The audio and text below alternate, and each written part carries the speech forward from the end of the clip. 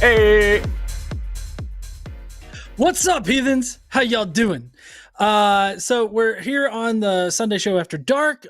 Forrest, just now, I think that you teleported from space, right? Is that Yes. correct? Yeah, that's what you were telling us right before we were coming on.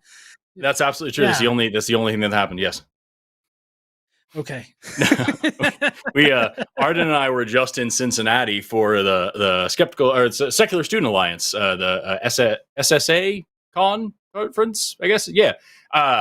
And my plane landed a minute ago. I was supposed to be home at like 2:00 this afternoon. And one plane had to route around a storm, and that meant I had to get on a different plane. And what ended up happening in the end is that I was on a series of wait lists and weird shit, and just magically got a flight home, almost by divine providence. And I just landed just in time to fucking speed home and get here for this show. So I am wiped out. Plane's taken out of me. I'm sore and uncomfortable, but I am excited to be here. Awesome. And trust me, I can't wait for the call. I always love doing shows with you there, Forrest. But I think it's awesome that y'all went to the SSA con. I wish I could have gone this year, but I found out about it way too late, so I wasn't actually able to go. But I'm glad that y'all were able to go and be good representatives of atheists and also the line. We were okay representatives.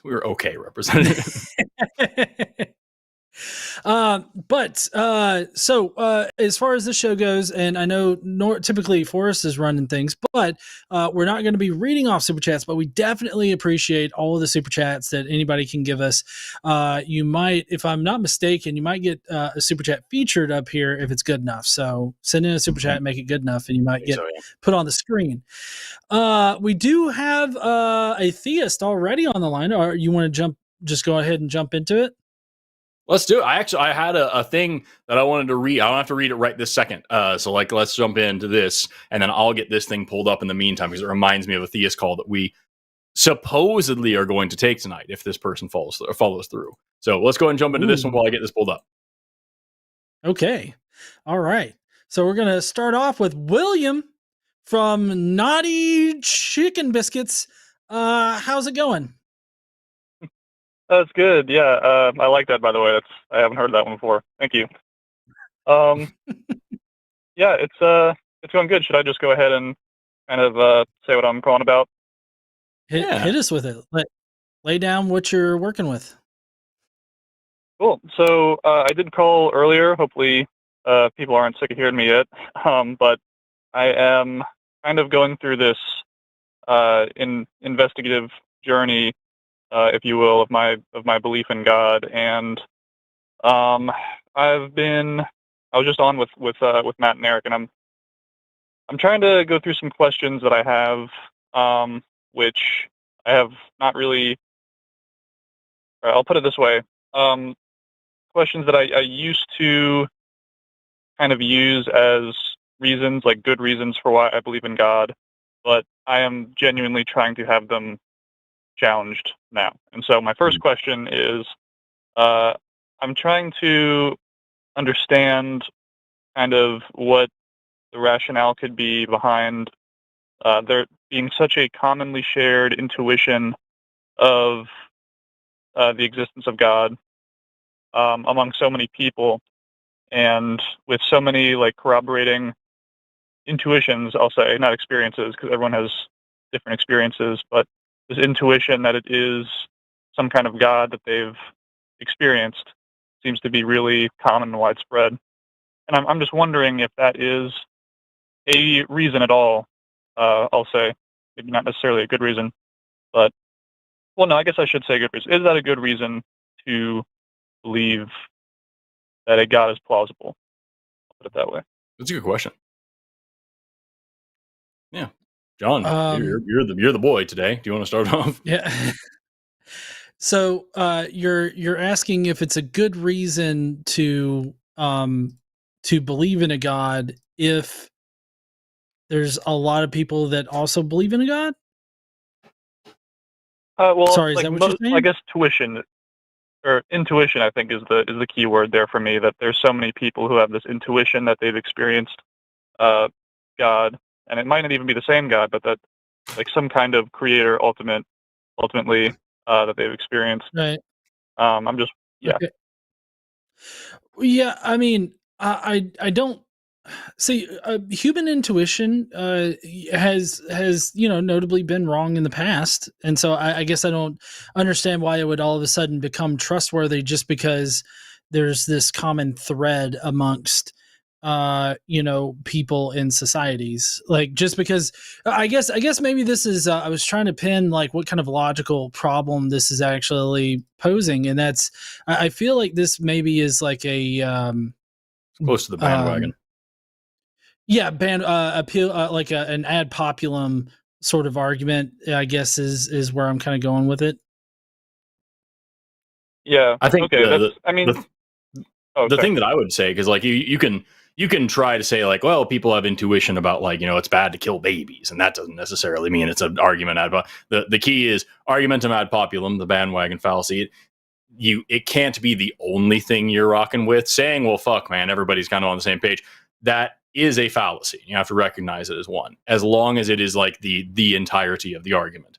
So if you're pointing to something that is generally good and generally well accepted, like if I'm talking about like, the majority of scientists agree on the Big Bang or the evolution model or whatever like this, like that, if that was the only thing that I said, and I was like, I know this is true because a lot of scientists say it's true, then that would be a fallacy. But if I use that as part of the whole thing, then that would be something. And the key to when I say it's part of the whole thing is that there is actually other real evidence that's pointing in this direction. So lots of people have an intuition of a god. Great.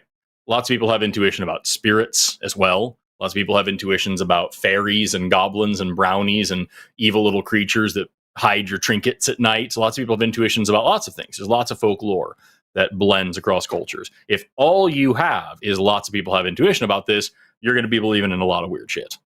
But if that's part of something bigger, I would love to hear it.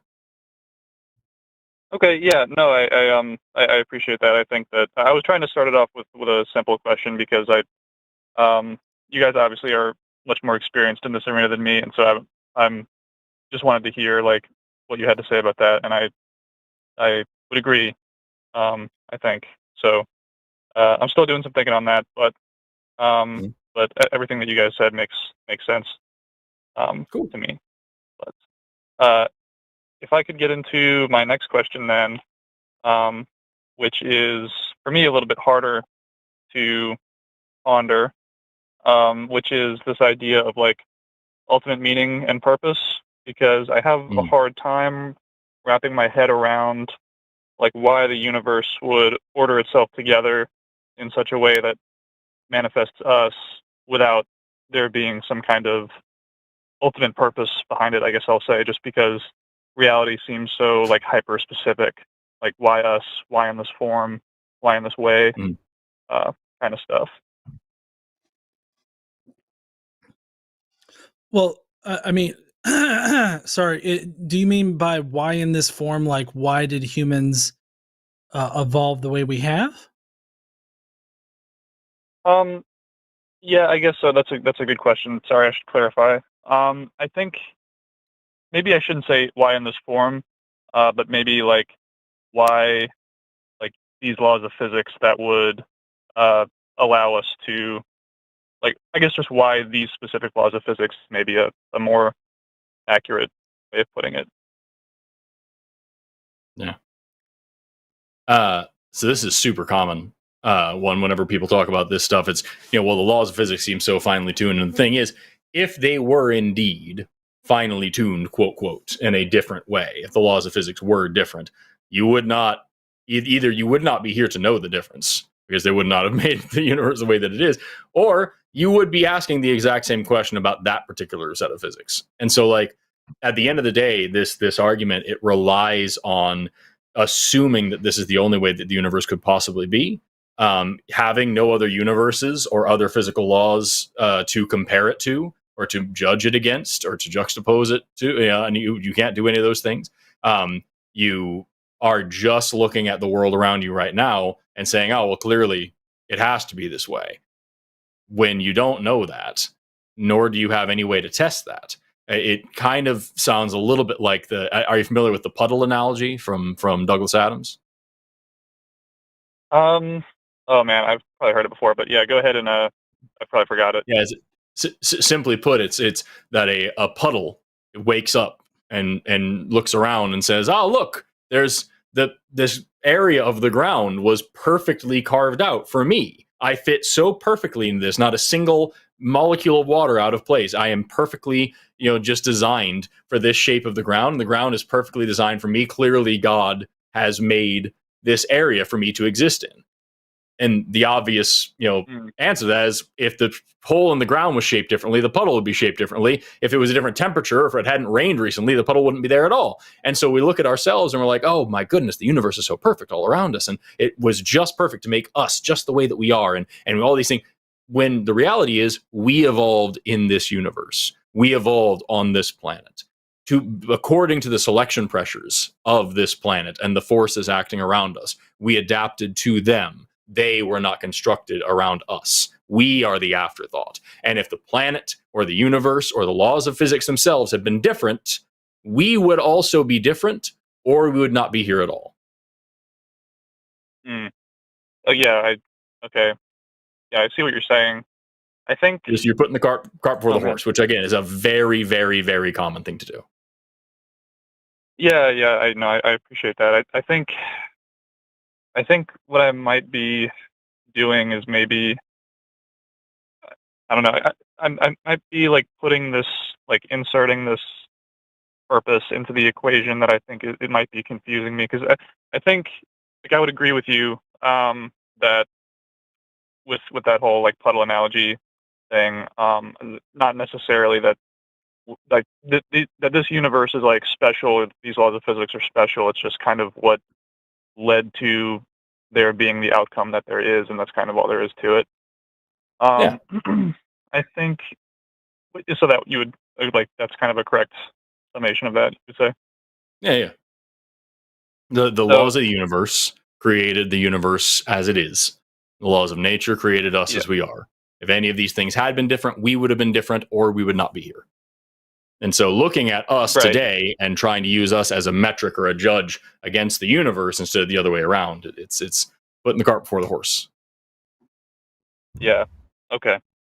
Yeah, and I'm sorry. It's such a simple idea. I don't know why I'm like struggling with. I think it just goes back to that whole intuition thing, and like I'm trying to find purpose in like intrinsic purpose, I guess, is what I'm looking for, or what I had been looking for. Now I don't know, because I'm obviously questioning things. Well, if I can offer a couple of things, just number one, you are coming out of Christianity, right? Yeah. Okay, so you are coming from a belief system that has taught you your entire life that the entire universe, every single atom, every single molecule, every single bit of every single thing was handcrafted specially with you in mind. That you are the plan, that God made humans on purpose, and we are the highest of all of the things, born to glorify him and to worship him and all this stuff. And that is what this whole fucking thing is for. Hundreds of billions of galaxies, all so that this deity can have a very special relationship with one species of ape. So coming out of that and trying to turn your entire fucking paradigm around backwards and saying, I'm not special at all, and I'm just here, that it makes sense why that's difficult. It makes sense why that's, either scary or discomforting or leaves you feeling maybe a little bit abandoned or a little bit alone. Those are all very normal things to feel. What I encourage you to do is not say, well, I'm trying to find some purpose to replace the purpose that I have lost. And I'm trying to find some new meaning to replace the meaning that has been stripped away from me. I encourage you, as weird as it's going to feel, to embrace the idea, just for at least entertain the idea, that there is no meaning. There is no purpose. You're just fucking here.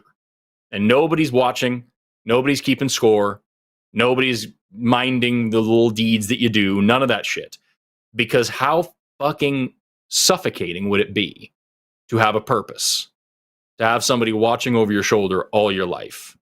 To have a plan for everything you ever could be and everything you ever could do? To be alive purely on someone else's authority and permission? Fuck that. This is an opportunity for you to now experience freedom for the first time and to say, I'm my own person. I can do what I want to do. I can be who I want to be. I can judge this reality on my own terms, and I can decide what a good person is, and then I can be that good person. That's the real freedom that comes from this. And so don't replace the purpose that you've lost with some other bullshit purpose that's going to leave you just as empty and just as misguided and just as controlled as you were before. You're free now, or you have the opportunity to be free. I say seize it. I appreciate that. I again, honestly, as silly as it sounds, I honestly have, like, I guess I had never truly considered that, to try and think about that question about, like, what would it mean to live without an ultimate purpose. Honestly, I think this is the first time that I'm really thinking about that, and so I'm going to have to table that thought for now, for sure. But I do appreciate that. I'm definitely going to spend some time thinking about scary. It's scary, but it's worth it. I promise you. Yeah, I believe you. When I was in my last call with Matt, I mean, this kind of ties into what he was saying, where he was talking about how, oh man, I just lost my train of thought. Oh man, that's embarrassing. Well, that happens. Yeah.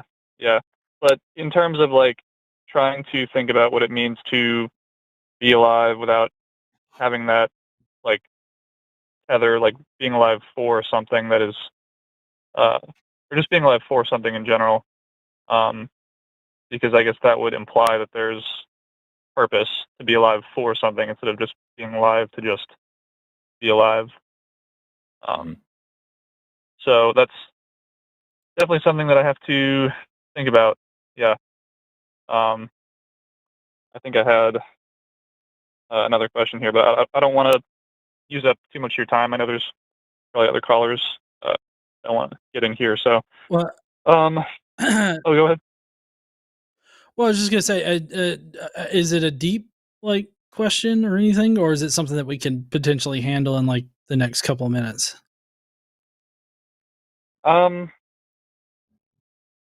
Well, to be truthful, I kind of lost my train of thought on that question. I should have wrote it down. I have a notepad here, but it escaped me. So, if I, like, remember it, would I be able to call back in at this same broadcast, or should I just wait another time? It's unlikely you'll get back into it.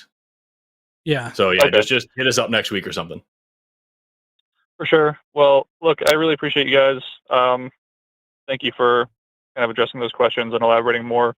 And hopefully, next time we do this, I can get back in and address that other thing. Sounds great. We look forward to it. All right. Thank you. Take care, William. All right. You too. Bye. But What a great first call. Okay, well, yeah, it was a good first call. I'm glad you were able to give him some pretty good insights there. So we do prioritize theists, and we do have another theist on coming up. This is David from Canada. Hey, David, what you want to talk about? Hey, what's up? So I wanted to ask about the universe, like how it's self-created. So, Okay. Okay. yeah. So, do you guys believe in? Well, basically, my argumentation today is going to be that self-created universe is not possible. So, Okay. Grab my whiteboard. all right. So, do you guys believe in a finite universe, like a finite start, or an eternal? I'm not sure. Yeah, I would say I'm not sure either, but I do accept the second law of thermodynamics in that energy can't be created or destroyed.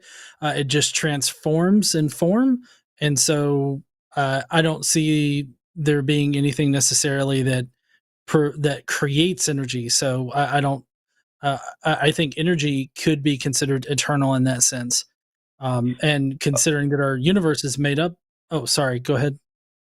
No, I interrupted you there. Continue. Okay. I think that in that particular sense, in that particular view, you could consider, reality to be eternal, but I don't know if our universe is eternal. Also, just throwing Okay. out, fucking John just lost his revoke his engineering license because that's the first law of thermodynamics. You fucking idiot. What? Yeah. Yeah. So that's the Second law is first entropy. law of thermodynamics. That energy cannot Entropy. be Sorry. created or Fuck. destroyed. So, It's but fucking stupid. No, I would say that the biggest thing that I have is just that, like, there are different models. So, like, as far as I understand it, with the Big Bang model as it is, yeah, the Big Bang was the beginning of the universe as we know it, and so you could put a finite thing on that this universe is 13.8 billion years old. But I have no idea what is beyond that concept, or if it is even possible to ask what's beyond that concept. And I know that the physicists that we actually have on this channel, because I'm not a physicist, John's not a physicist, they actually talk about how there are other models that aren't necessarily like competing, like this or the other, that can talk about how the universe has some sort of an eternal presence, kind of like what John was alluding to there. Just for clarity, David, I'm a biologist. John's an engineer. Do you have a physics background at all? No. Okay, so just want to make sure we have three people on the line, all talking about physics, and none of us have a physics background. So we got to be careful about what we dig into here. I'm not saying we can't have the conversation, but we need to be careful to recognize where our limits are. Okay. Hold on. No, that's still fine. I have had up to physics 3. Okay. That was necessary because I started out as an electrical engineer. I don't have a degree in it, but I've sat in a class. Okay, I've got physics 1 under my belt for undergrad. So like so John is the most physicist, and I'm the second most physicist, and David, you're coming in here with good physics questions. So together we will learn about Jesus. Okay. So as you said earlier, you accept the first law of thermodynamics, that is energy cannot be created or destroyed. So yeah, you would say like that would go against a finite start. But how about the second law of thermodynamics that states entropy keeps increasing over time, which means that the amount of usable energy keeps decreasing over time as well. Mm-hmm. So in a closed if system, the universe was eternal, then we would have no burning stars. We would have no usable energy by now because it would have decreased like infinite. It would be 0 by now. No, but we have so the thing is, hold on, David. Sorry, that's usable. You go ahead, Forrest. Well, I would just say, like, David, you let me just write down. I'm sorry, finite or infinite. I'm just taking notes on what you're saying, David. Even in, like, you're a theist.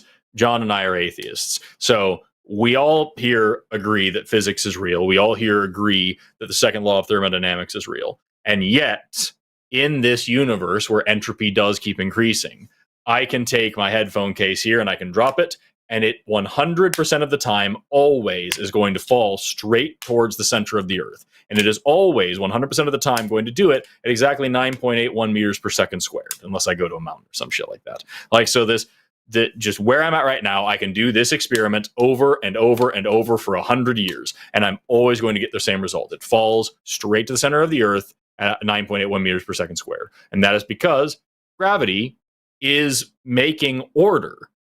That because of the way gravity works, massive objects, get pulled towards the center of other massive objects. It curves the fabric of space-time itself, and that doesn't violate the second law of thermodynamics. So the fact of the matter is, over 99.9% of all atoms in the universe are either hydrogen or helium. Hydrogen makes stars. As long as there is gravity, as long as there's a shitload of hydrogen, you're going to have stars. Those stars are going to do stellar nucleosynthesis. That's going to create heavier elements. They're going to go through supernova explosion if they get to a high enough stage where they're fusing iron. They're going to blow these different elements all over the universe. Those elements in these nebulae are then going to create planetary systems and new stars that those planets can orbit.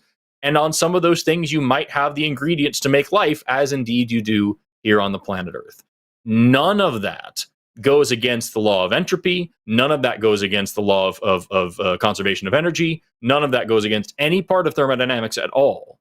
So to say if the universe was really so eternal and really so big, we wouldn't have any burning stars, I'm sorry, that's just not true. As long as the universe is at least what we can all three of us agree it is, you absolutely have stars, you absolutely have planets, you absolutely have all the ingredients for life. None of that is magical. Yeah, and then I do want to point sorry, out, David, hold on, one second. I do want to point out that if you go back and you reread the second law, which I know I mistakenly said, mixed up my laws there, but for Never the gonna let second you live law, it down. I know exactly. The entropy of an isolated system always increases. So like we have the Big Bang, right? What we call the Big Bang. It's the inflation event that inflated our universe, and that's kind of like our start point, for this particular iteration of our universe. We don't know if there was another universe before ours or if there are other universes out there. Like there's a lot of different hypotheses, but for an isolated system like our universe, yes, entropy is always going to increase, and the amount of workable energy is going to reduce to zero at some point in the future, or will get as close to zero as possible. There's some debate as to whether or not that's possible. Okay, so what you're trying to say then is that our universe wouldn't be eternal and that it was caused by something outside of this isolated system that doesn't follow the second law of thermodynamics or the laws of our universe, right? No. That's not what we're saying. We're saying that an isolated system follows the second law, which is entropy. Entropy always increasing.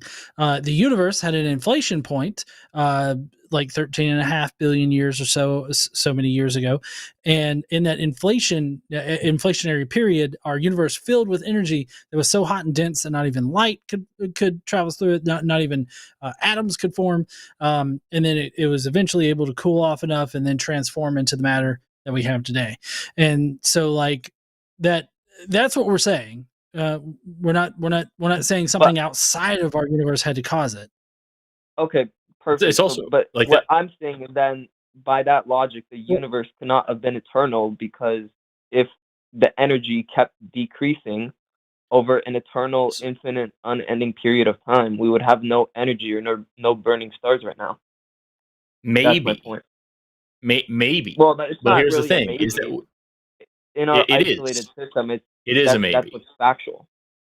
It is a maybe because, number one, as I already mentioned, the universe as it is, we can see we get all these things out of it. So we know that whatever the hell came before the Big Bang, which I'm going to talk about whatever the fuck that means here in a minute, right?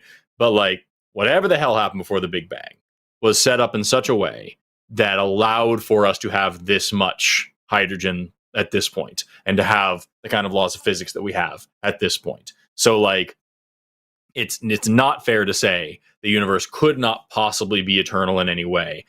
It would be much more reasonable to say whether the universe was eternal or not, this is the state we ended up in.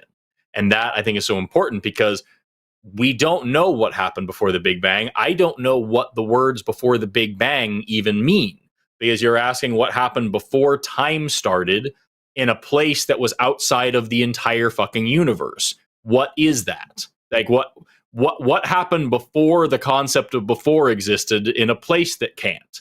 What is that? What does that mean? I don't get that. I don't know how to answer that question. And we also know we have this kind of Planck time, which now I'm at the limit of my understanding of physics, is beyond getting close to the edge of my pay grade here. But I know we have this Planck time where our math breaks down and we can't actually calculate with the physics that we have what could have possibly been going on past that point, which is not the very beginning.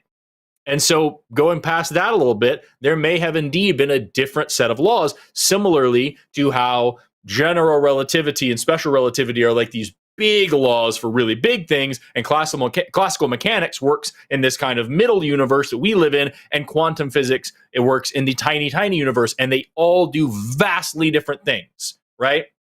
And so there may indeed be an even smaller law, or an even smaller set of laws, or an even smaller set of mathematics that applies there that explains that.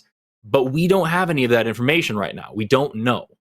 And so maybe it was eternal. I know at least a couple of physicists who say that that's plausible, and it doesn't seem to shake their faith in the Big Bang. And they actually know the shit and study it well beyond any of the three of us do. Beyond that, if you're asking about, well, it couldn't have come from nothing, I don't know what nothing is. And if you're saying, well, what was before the Big Bang, I don't know what before the Big Bang means. And if you're saying, well, it was eternal, I don't even know what eternal means. I've never seen an eternal thing before, or at least not one that I've recognized. So, we have a bunch of variables here, and we have a bunch of really, poorly defined terms that we're trying to make massive judgments on. And I don't think that's appropriate. It's fine to just say, I don't fucking know what happened. Okay. Let's just go outside of the science field then for the eternal universe. I'll just ask a different question. So, if the universe was eternal, the universe being eternal, you believe that you can transgress an infinite number of constant values to reach the finite point that we're at now, right? Say that one more time just to make sure I understand it, please. So, by believing in the eternal universe, you believe that there is an infinite number of infinite number of years, like an infinite past. So you transgress an infinite number of years to reach this finite point. So you're at a finite point with an infinite past. That's okay. Summarized. Yeah, I wanted to make sure. Okay, that's a little different than what I thought you were saying. I'm glad you clarified. I just want to clarify also, I never said I believe in an eternal universe. I said I'm not sure. That's fine. I can talk about the finite universe after the eternal one, but yeah, I'm just here to show that, or bring the arguments for it that both aren't possible. But anyway, John, you look like you had a grump about what was just said. Well, I feel like the internal contradiction with this particular thing, basically you're claiming that there's an infinite regress, and therefore there's no way for us to get to our present moment because there's an infinite past. Am I steel manning your argument correctly? Yeah, you can't traverse an infinite number of constant values like years, or let's say if you were like in a movie theater with infinite trailers, you would never get to starting the movie. You would never run an infinite number of kilometers and then get some water. Let's go with the movie. Let's go with the movie example here. If you're in the middle of a movie, at any point during the middle of the movie, and there was an infinite past to that movie that included trailers and a portion of the movie, presupposing that worldview, I don't think that's possible. You can't get there. You wouldn't be there. He's just building off of your example. He's not asking you to presuppose the worldview. You gave an example. He's fleshing it out. Okay, go on. Right. I'm trying to give you an example here. If you're sitting there in the movie and you're watching that movie, but there's an infinite past, like an infinite amount of trailers leading up to that present moment where you're watching the movie, does that mean necessarily that you are not watching that movie right then? Well, it means it's a fallacious question because that wouldn't be possible if you couldn't watch an infinite number I was trying to dumb it down for like a 5-year-old here, but basically, wait a second. You're rejecting my analogy. That's fine. My point is that we're currently experiencing this moment in time. You, me, Forrest, we're all conversing here in this reality that we're all presented with. So regardless of whether or not there's an infinite past or not, what we can know is that we have achieved this particular moment in time right now. What you're proposing, though, entails that no moment whatsoever is ever achievable. So which one is more likely, that we are experiencing this moment right now with an infinite past, or that no moments exist? Because that is what it logically entails, this whole thing that you're presenting here. What I'm presenting is that to get to the finite point that we're at now, we would have a finite path. And I'm saying that okay. we could not. When was God created? Hold on. David, when was God created? No, Dave, I'm sorry. This is our show. Hold on, but when now was you're God flipping created? to God. Why are you doing that? No. I am, because you're proposing. No, you're proposing we can talk an about that alternative. after. Okay, we can talk about God. I'm sorry. You're proposing an alternative here, and that's that. This universe had to have been created by something. And are you going to sit there and tell me that you're claiming that God is not eternal? Yeah, God is eternal. Yeah. God is eternal. So your explanation suffers from the exact same thing that you're claiming ours does. You're just specially pleading for your magical wizard. Okay. So can I answer that? How is God different? How is God different in this? Okay. So let me answer. So can I give you like an analogy? Would let's say a two-dimensional person existed? And they said a three-dimensional person, which is what we are, can't exist because a three-dimensional person doesn't follow the same physical laws that our type two-dimensional world follows. Would that be stupid to say? Yes, it would, because a 3D person does not follow the same laws that the 2D person in their two-dimensional world follows. In that same way, God is above our very laws in our universe. God is above. Especially the difference is. So God does not David, suffer from this eternal conundrum. The issue with your analogy here is that, like, theoretical physicists actually do have models, working mathematical models of higher dimensions. And so we are three-dimensional creatures, and these brilliant humans can actually model out fifth and sixth and seventh dimension things. And I don't know whether or not those things actually exist, but we can actually make sense of what they could be. What I'm saying is that I don't know whether or not those things exist. I don't know how hypothetical or theoretical or poetic that kind of language is. I'm not trained in that area, but I know that these folks are able to make tension. Because I'm trying to explain something that's really important to you, David. David, if you listen and stop interrupting, you'll understand where I'm going with this.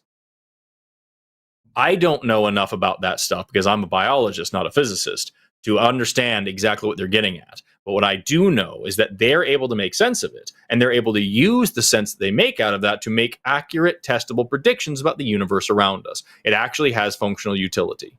Now, when we talk about your God, and you make this excuse, that which John is rightly calling special pleading, to say, well, there could potentially be this other dimension, other whatever, that this guy lives in, and he isn't bound by all the laws of our universe, and he doesn't suffer from all the limitations that we suffer from. That changes absolutely nothing about what I'm saying. Thank you so much for interrupting me for no reason.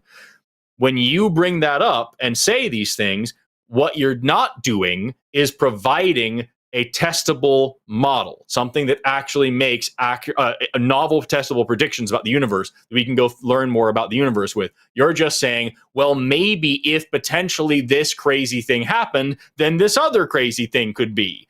And that isn't how science or logic or thinking works. You are doing what John is accusing you of doing, which is special pleading. That's very different than looking at higher dimensions with complex mathematics. What you're just doing is saying, maybe there's this other reality and maybe a guy lives there. And that doesn't help anybody. You can't run any tests on that. Okay, perfect. What I'm doing here, can I talk here? That's why I paused. Okay, so what I'm doing here is called disjunctive syllogism. So basically, it's if two options, you have three options. Let's say this. You have three options, A, B, C. A and B are shown to be impossible. C is the only possible one. It's not impossible. Then that means the only option, the only possibility you have is C.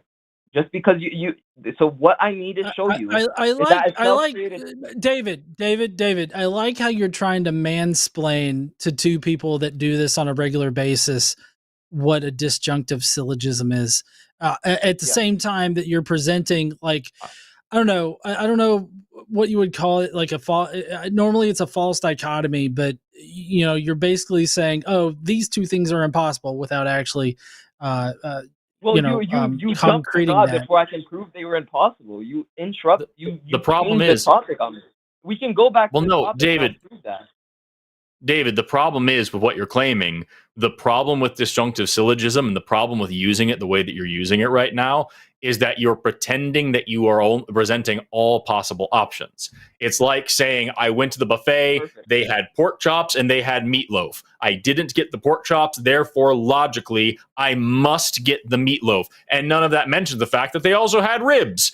And like you didn't bring that up. And so now I don't know what you had anymore. I can't logic my way through it just by knowing you didn't get the pork chops. And so it's the same thing here. By saying I have this concept of a universe that doesn't make any sense, and I have this other concept of universe that was whipped up into existence by some guy, the one that's based in physical reality doesn't make any sense to me. Therefore, the guy did it. That doesn't actually count as a logical argument here because you've already admitted you don't have serious physics training. So you don't understand the base around, like, I'm going to continue saying what I'm saying. I'm going to finish this sentence and then you can ask your question. You don't fully understand the laws of physics that you are arguing against in the first place. You haven't presented a proper explanation for this guy that is your other alternative here. And you're choosing between these two as if they are the only two options, when in fact, there are innumerable other options. That's perfect. Perfect. Okay, so you're claiming, so either, what I'm giving you here, either there's a God, or the universe is self-created and finite, and has a finite start, or the universe is self-created and is eternal. There's no, so I'm going to ask you a question. So between the eternal universe, so if you're not, you have the two options of eternal universe and a finite universe. You're claiming there's numerous other options. So what are those numerous other options that aren't either finite or eternal? Hold on. You said A was God, B was self-creating and finite? Yeah, a self-created universe without God. Like so basically, you don't need God, a finite start, so naturalism, or eternal universe without God. So I'm going to ask you, what are there numerous options? Hold on. I'm writing that down because I want to make sure I'm not going to miss anything. So A is creationism. A is God made the universe. B is the universe made itself and also is finite. Those are both part of B. Is that correct? Yeah, so not God. So like a finite start, like a self-created universe without God. Yeah. B and C are both without God. So just saying without God doesn't tell me. God. B is eternal, and B is a finite start. But so did you say self-creating? Did you say self-creating on one or both of those? So they are both self-created, unless you unless you want to add a non-personal causer. So that'll be your fourth option, actually. A non-personal causer. What's non-personal causer mean? So basically, it's this thing that atheists propose this. So something that isn't God, but it just exists eternally and it doesn't have a mind of its own, but like it's above the laws of our universe and created everything. Like it just unintelligent exists. Prime mover. Yeah, exactly. A non-personal. Okay. So let me now go through why each and every one of these is fucking bullshit. We'll start with the numerous other options you were talking about. Why I'm going to start by explaining to you why the four options you presented here don't make any fucking sense in the first place. And then we can get into other ideas. First of all, non-personal causer, something outside of the scope of the universe that is eternal and that caused the universe but doesn't have a mind of its own, blah, blah, blah. You are in the exact same camp that we had earlier on. I don't know what outside the universe means. I don't know what before the Big Bang means. So you have a situation here where you are proposing an entirely new type of reality that I have no evidence for and no way of even thinking about. So this argument does nothing for me. You would need to present an idea or any kind of reason, any kind of evidence that this is even worth considering. Otherwise, it is as vapid as saying that we live in a simulation created by aliens in a big video game, or we're brains in a vat or some other fucking thing. Sure. The next one going up.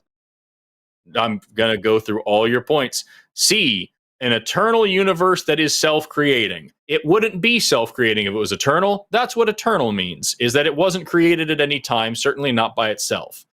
The next one you said is self-creating, and the next one you said self-creating and finite. Here we have the exact same issue, but in a slightly different way, because a finite universe would have come into existence at some point or another, but you run into the same problems you have with part D, which is that I don't know what before that means. It could have indeed existed eternally, but in a different form, in a way that I can't comprehend because I'm not a fucking physicist. Also, when you say self-creating, that implies agency, and I don't have any reason to believe that the universe has any kind of agency. So it just doesn't really work that way.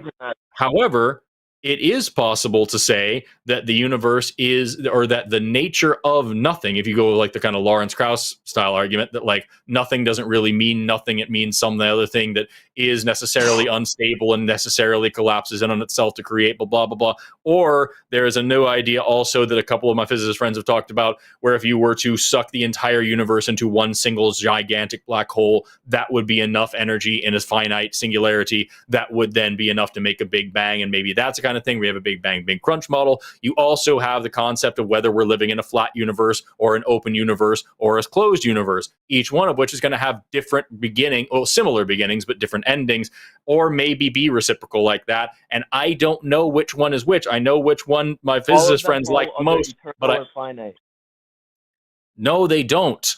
And then finally, you have God. And if I am still fucking going through the 4 things you gave me, calm down. A is the last one that I've got here is God.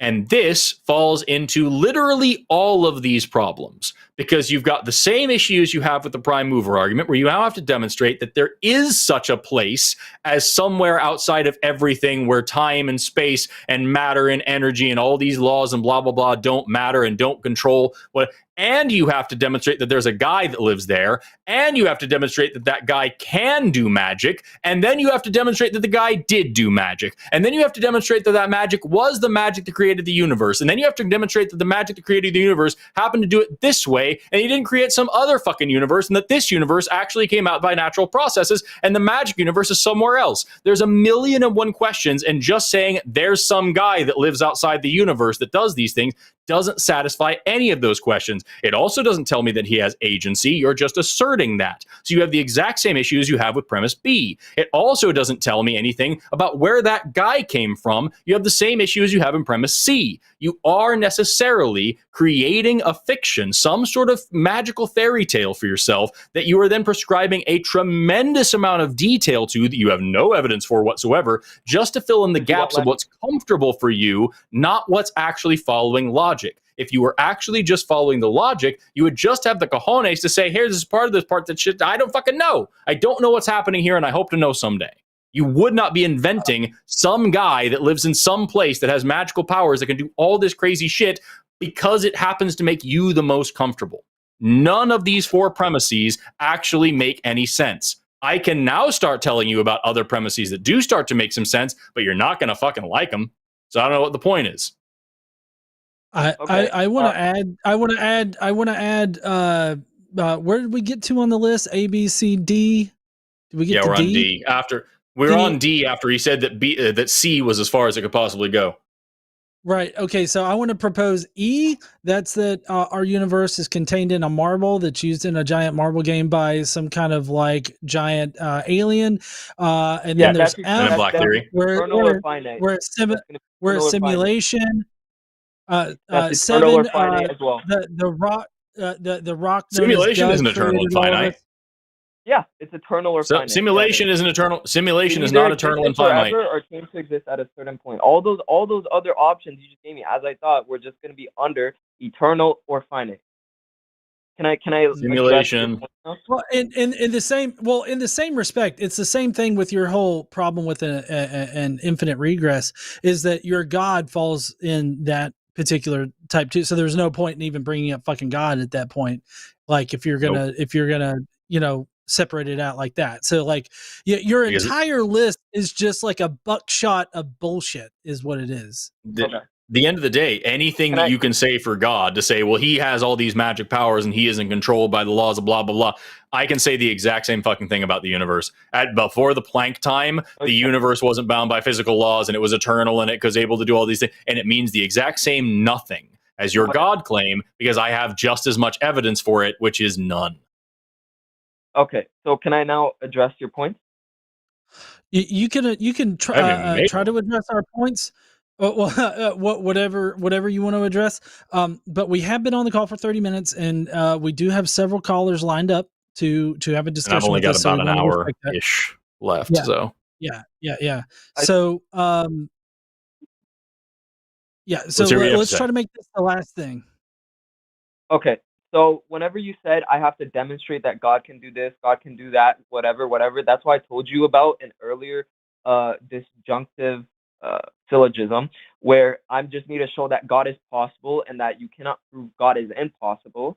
So now what I just need to do is prove the other options are impossible in order to prove the possible option as a certainty. Okay, so we talked about a non-personal cause. That's not. Let's talk about that. That's not how that works. You told me not to interrupt you guys at all or whatever. Anytime I tried saying anything, can I now talk? Because you guys got. It's also not your show. And if you say something that doesn't make any sense, it is literally our job to point out that it doesn't make any sense. What did I say that doesn't make sense? That if you can just prove that God is possible and we can't prove that God isn't impossible, that all you have to do is get rid of all the other impossible things that you don't agree with, and that necessitates God. That's not how thinking works. Okay, so why doesn't it work like that? Oh, fucking, it wasn't God. It was fucking pixies. It was universe farting pixies, and they eat gods. You're not addressing my claim. I asked why does it entail that? You're just making these empty claims, and then you're like bringing up, God's this magic wizard fairy. No, David, listen. David, listen. You've been making empty claims this entire fucking time. Because your entire stuff. You haven't let me prove. No, you're muted. Listen, this entire fucking time, whenever you've invoked God or complained about me getting directly to the crux of your argument, which is God, that's been some kind of ad hoc claim to some supernatural wizard that supposedly is eternal, but is somehow not violating the infinite regress problem that you have with our explanation. It just comes off as a special pleading thing, and honestly, it's not all that compelling whatsoever. I love the fact, David, that I was going to say I love the fact that you got so upset about the idea of magic farting pixies, as that's so just ridiculous, absurd claim that I'm just asserting. Yeah, that's the whole point, because that would not be compatible with your God, which means I have this thing which explains the universe just as well as your God does, and I have just as much evidence for it as you have for your God, and they're not compatible with each other. So how can you determine which one's which? You end up with just a vague creator argument, which is the fucking premise D that you said these silly-ass atheists are coming up with. I'm sorry, there's no reason to take what you're saying seriously, because you have no evidence for it. That it's not just, here's some bullshit I can fart out and it sounds pretty neat, and if I can just dismiss everything else, then I have to assume the dumb thing is right. That's not how thinking works. You need positive evidence for the claim that you are making, just as much as you need negative evidence against the things you're trying to dismiss. You don't accept a hypothesis, you fail to reject a hypothesis. And you don't get to fail to reject the God hypothesis just because you can't prove it wrong because it's outside of the universe in some magical fairyland. That is not how science works, not how logic works, not how thinking works, and it's ridiculous that you would sit here and try to lecture us with the least physics understanding of anyone on this show among 3 non-physicists and try to tell us that all this shit that physicists actually do know about is all bullshit because you think maybe there's some fucking guy out there that can make universes and shit. All right, David, I've unmuted you, but we do have to move on to another caller. We appreciate your call. All right. All right. I hope you call back in again because this is a great conversation.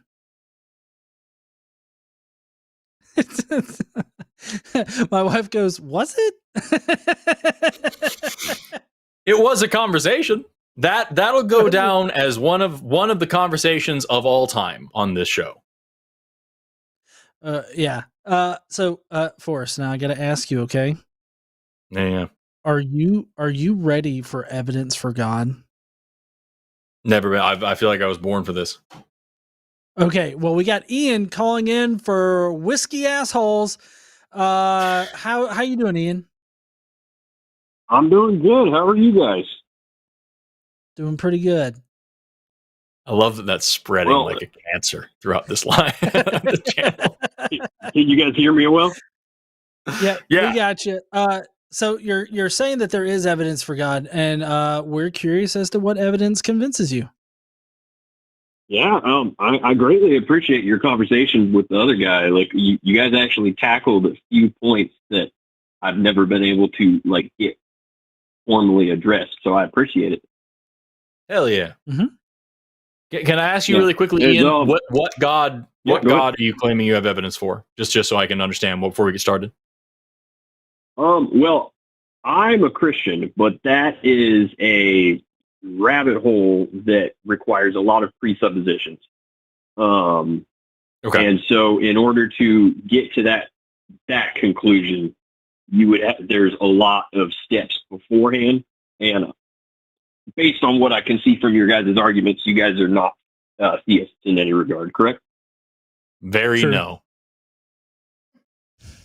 All right. So one of the things I found most helpful is like starting with finding a common ground. You guys are atheists or agnostic? I would consider myself an agnostic atheist. Yeah, it's strictly Gotcha. speaking, if you want to get real pedantic about it, Gnosticism is just a state of whether or not you claim to know a thing. Theism and atheism is whether or not you believe in a God. So strictly speaking, we would have to say we are agnostic atheists because we don't believe that there is a God, but we don't claim to have definite knowledge that there is no such thing as a God. For common parlance, you can just use the term atheist. We don't think that there's a God. Yeah, I find that to be intellectually the honest route, because to claim that you don't believe in something that you have no evidence for would to say that you have complete and full knowledge of that thing. So it would also be a in faith order claim to say for us. Yeah, exactly. Yeah. So I agree that is a much more intellectually honest position. I hate to bring up what you guys were talking about before, because you guys did an amazing job fleshing it out. I did have one question, as you mentioned Lawrence Krauss and his theory as one possible theory, or is that one that you guys don't subscribe to? I'm not trained in physics enough to really make a judgment. I read his book, A Universe from Nothing, where he talked about that kind of stuff. And I thought it was neat, but I'm not a physicist. I would never want to be in a club of physicists that would have someone like me as a member. Yeah, Gotcha. I have a surface level understanding of like all the different hypotheses for how the inflation came about and what caused it. I'm more partial to a quantum scalar field hypothesis. I don't know what that's formally called.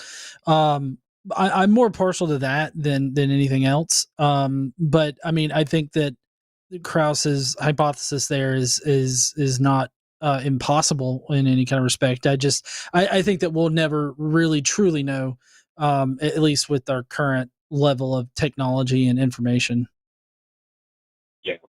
Yeah. I think when I was reading Krauss's proposal, my biggest pushback was when he explained the two forces that collided and the Big Bang was the collision. And then he said that these two lines intersect. The intersection point is the Big Bang. And then they move infinitely away from each other. And before the Big Bang, they move infinitely away from each other. And just in the most basic sense of the laws of logic, is that if something is infinitely separate, then those 2 points never touch. And I've always found that to be a little bit troublesome with his theory. I guess the issue that I would have with it is like, I don't, so I'm going to be just super duper honest. I read that book a dozen years ago. And so I'm not going to be able to get into the specifics, but just building off of what you just said, I would have a difficult time if I was trying to do physics, separating that concept from like Zeno's paradox, to say that like, Zeno famously said, like, if I shoot an arrow at a target, there is a set distance that the arrow is traveling, and it takes a set amount of time. And I can divide either of those values in half. And that is a positive integer. And I can divide that integer in half, and that integer in half, and that integer in half. And I can do that an infinite number of times, and it will always be a positive integer. It will be an infinitesimally small integer, but it will always be positive. And so because there is an infinite number of positive integers in the distance and the time it takes for that arrow to fly, therefore there is no such thing as motion, there is no such thing as time, and nothing can ever possibly take place. But obviously it does, so the universe fucking doesn't work that way. And so that's something that I think about when people try to either do what the last caller was doing, say like, my logic doesn't make sense for the Big Bang, or what before. We're like, okay, well maybe your fucking logic isn't working then, because Zeno's, that logic's impeccable. You know what I mean? If I can divide this number in half infinite times and always have a positive number, there is therefore an infinite number of positive numbers. Therefore, there is an infinite distance and an infinite time.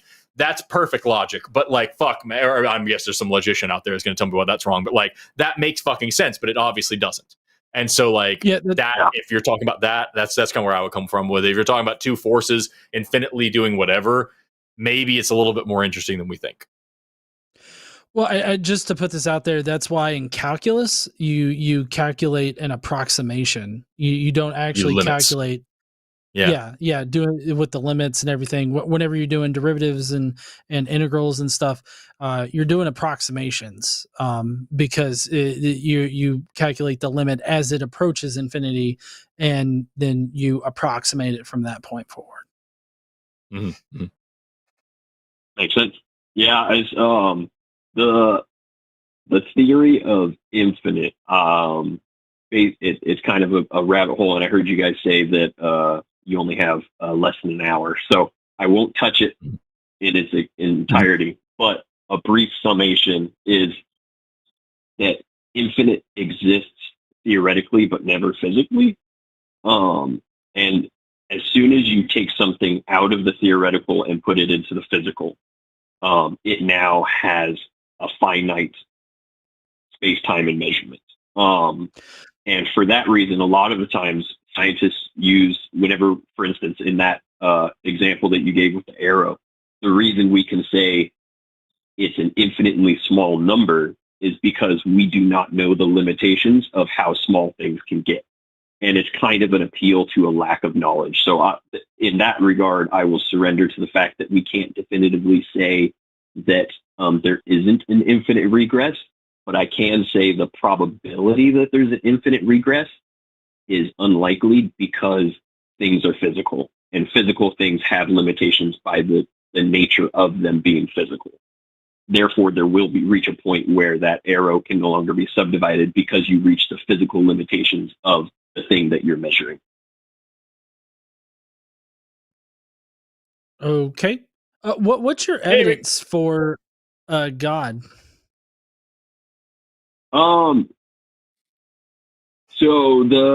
it starts with the problem. I would say you guys would agree that the problem of the perception of design, as far as what Dawkins says, like that there's an illusion of design. I don't see how that's a problem. No. I mean, I have an issue with that just because I hate the way he says a lot of things, and that among them. Very true. Well, I guess, I mean, across the board, like without using words that would be deemed offensive by any party, like, would you say that there definitely is at least a pattern that occurs, like things are trending towards life rather than non-life? Sometimes. I'm not trying to be pedantic. It just, like, no. For most of the universe, no. For the vast, vast majority of the universe, no. For here on this planet, sometimes. Okay. So in regards to evolution and natural selection, you don't believe in the aspect of natural selection? Well, 100% I do. But you need life to already happen for natural selection to happen.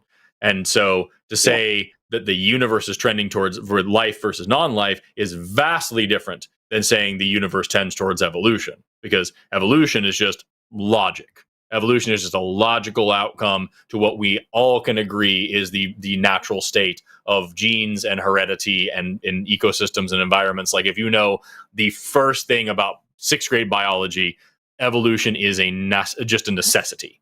But to take it anywhere else in the universe and talk about life that way, I don't know for sure. Yeah.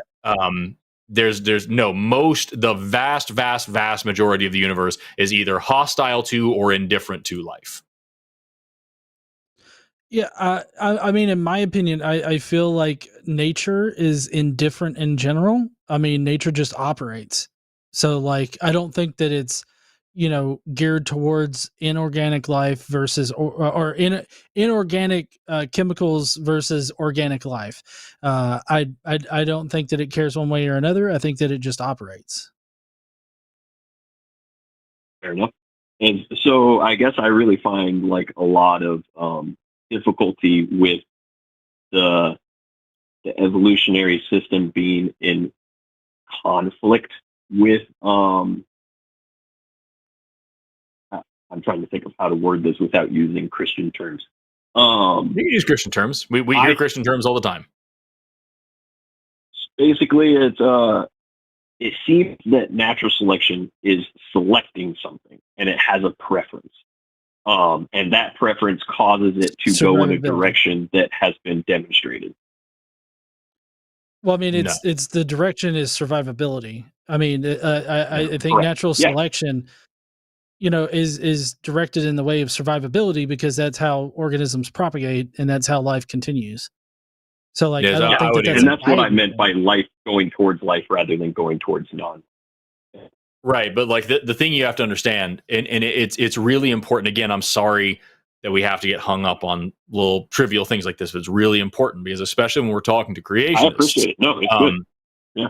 Well, especially when we're talking about creationists, very, very, very, very, very often people who don't accept evolution don't understand that there's a difference between evolution and abiogenesis. The difference between evolution and the beginning of life. There's a difference between the beginning of life and the Big Bang. There's a difference between any of that and the beginning of the planet and the beginning of the solar system, blah, blah, blah. And so, like, it kind of becomes this boogeyman when I'm talking to Christians 90% of the time. When I'm talking to a Christian, the evolution is just this blanket term for atheism and any natural process in the universe. And so I just help me understand where you're coming from here. Do you accept evolution as the explanation for the diversity of life on this planet? I would say that I would be forced to say it's a probabilistic. The probability is in favor of evolution. Yeah. Cool. And you do understand that that is not the same thing as the beginning of life, right? That's called abiogenesis. Is a totally different thing. Right. It's like the difference between someone who making an engine and the difference between explaining combustion. Right now, we're talking about the process of evolution, combustion. Yeah. Precisely, yes. And so, like, for this now, you're talking about the universe trending towards life.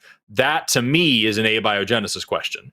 And I can make an argument for that. Because the fact that life got started on this planet so very quickly, the fact that the building blocks of all four major macromolecules of life self-assemble in both laboratory conditions, and we find them out in nature all the time, the fact that we're finding them self-polymerizing, the fact that that organic chemistry and biochemistry follow the laws of chemistry and physics at all times and never go against them, like, all of these things tell me that life is a natural process, and the emergence of life is a natural process. That is what the evidence is suggesting. But that's different than evolution. And so if you're talking about the universe trending towards life, most of the universe seems not to. The vast majority of the universe has no indication of any even possibility of life. But there's a lot of places that seem like it is possible. And here, at least on this one planet, we know that it's not only possible, we know that it happened really fucking quick. Life on this planet is at the absolute latest 3.8 billion years old, which is within like a few hundred millennia of the end of the Hadean bombardment, the late heavy bombardment in the Hadean period. So almost as soon as this planet was cool enough to sustain life, almost down to the minute life gets started here. And there's a lot of hypotheses as to why that's the case.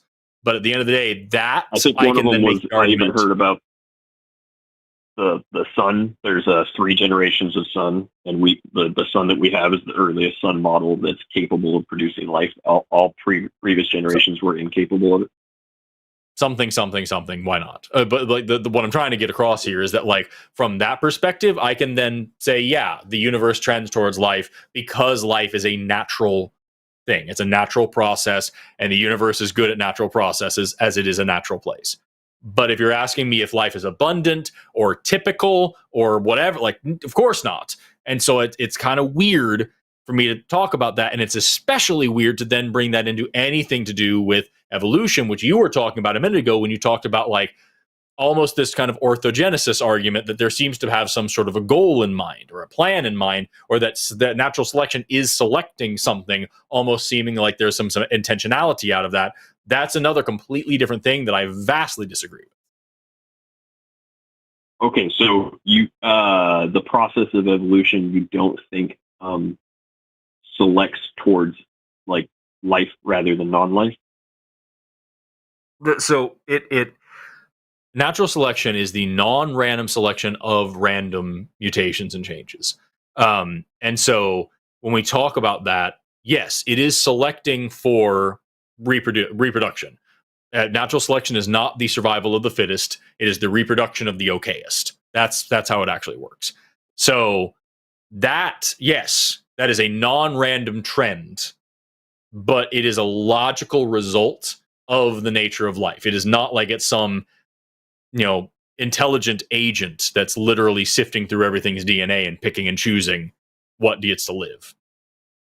Yeah, no, I would agree. Yeah, it's the one of the positions that I try to help my atheist friends understand is that we actually agree on the standpoint that there is something, but our terminology of that something is in disagreement. And then on top of that, Christians add a lot of characteristics to that something, where atheists refine it down to its simplest form, which is that you're talking about that there's this thing out there that is almost like a force, a better word, law, like a law that exists, the law of natural selection or the laws of physics, like, for instance, Hawking talks about the law of gravity. It's literally just logic. If we can agree that DNA exists and it's heritable, that genes coded in DNA are passed down from parent to offspring,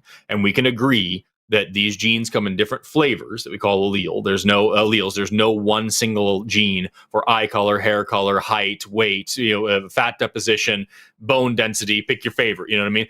There's variation in these genes, and we can agree certainly that different genes, different alleles are better suited for life in different environments. If we are basing off of those 3 just obvious truths, if you could have all the best alleles for being a boa constrictor, you're going to die in a coral reef. You have all the best alleles for being a polar bear, you're going to die in the desert, right? And so, like, or I should say the Sahara Desert, not just any desert, but like if we can agree on these fundamental truths of biology, natural selection is the next logical step. Because as ecosystems change, species will necessarily change in their metagenome. The allele frequency of the entire population will necessarily change. So that isn't a law that's, like, governing. It's just a statement of, like, necessary fact that comes with the logical implications of what we know about biology. And I say that distinction just to make sure that we're getting away from this idea that there's any kind of top-down influence here. There is not. Well, I agree with you, because laws are a description of what's happening, not a thing itself. Sure. Like, for instance, like the law of gravity describes, like, the visible effects of gravity. It is not the thing gravity. Right. We still have not figured out what the thing gravity is. Well, so Ian, maybe we can get back on track here, because I've loved listening to Forrest talk about evolution, but I'm kind of curious as to how does this factor into your evidence for God? Or maybe it's just been so long that I've forgotten what your evidence for God is. Oh, you're good. You guys have given me a lot to think about because you guys have said things I've never heard other atheists admit to. Like, for instance, the evolutionary process is a non-random process of genomes being selected. Specifically, that natural was selection something. is that. Yeah, like that's. I appreciate you guys being intellectually honest in that because that's a hard point that I've usually met a lot of opposition. There's a lot of people who accept evolution who still use creationist straw mans when talking about it and try to talk about it as all random chance all the time, and that's just not accurate. Mm-hmm. Yeah. Well, basically, if I was to just put show my cards, I'm trying to get to a position where we can see that there definitely is something going on, to put it into philosophical terms. Somebody's monkeyed with the physics. And I find that is the best foundation of starting point is like getting to a mutual agreement on that. But well, Ian, how do you know that? Because of what we can observe. What specifically have we observed that would seem to indicate somebody has monkeyed with the physics? Well, a great point that you made was majority of the universe does not trend towards life. And then we have life in the soonest available possible. Okay. Well, specifically, we said that it has no, like, nature doesn't have a will. So, like, most of the universe is indifferent about either life or non-life. So, like, that indifference is. Sorry, go ahead. Most of the universe is also empty space, and so like that's what I'm getting. As most of the universe is empty space, devoid of matter, and bombarded with radiation. So, like, life isn't going to be there, right? But also, similarly, most of an atom is empty space. And so I'm not going to sit here and say that, protons are impossible just because they're special and unique and rare, considering the shape or the actual makeup of an atom. So, like, just because life is seemingly rare, not logically rare, but seemingly rare, that doesn't tell me that it's special in any particular way. Yeah, well, and special and rare are subjective terms. So I don't really know how I could prove that with like logic and reasoning. But I think you know what I was getting something at. That has.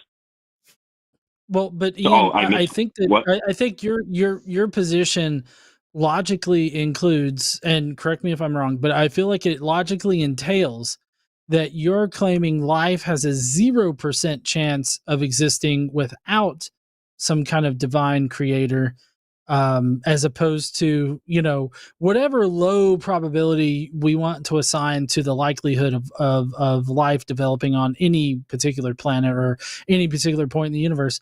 What I'm saying is that unless it is absolutely zero in this universe, then life is going to develop naturally.